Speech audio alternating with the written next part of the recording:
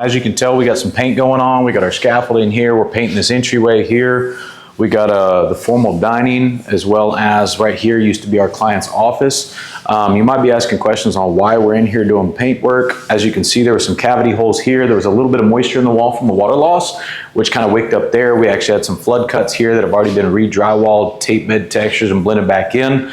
So of course, that is why we're out here painting the rest of this house. Whenever we have a water loss, it might be on the furthest side of the house, but if things are continuous, things like that, or there's different surfaces that are all blending together, it can actually involve redoing a lot of the rest of the house. Biggest thing is making sure you actually are doing everything to get you back to a pre-loss condition where your house looks the same, and that's what we help assist you guys with during this, to explain to you why we need to take out all the continuous floors, if we got to pull the baseboard off, if some of your paint gets affected or drywall, things like that, and getting that process going through the rest of the house. And as you can tell here, you got the whole entryway, these two rooms here, which were, this side over here was not even affected from the water loss in the formal dining, but it was still the fact that that floor was continuous into there. We pulled the baseboards off, and then there was going to be a mismatch on these colors.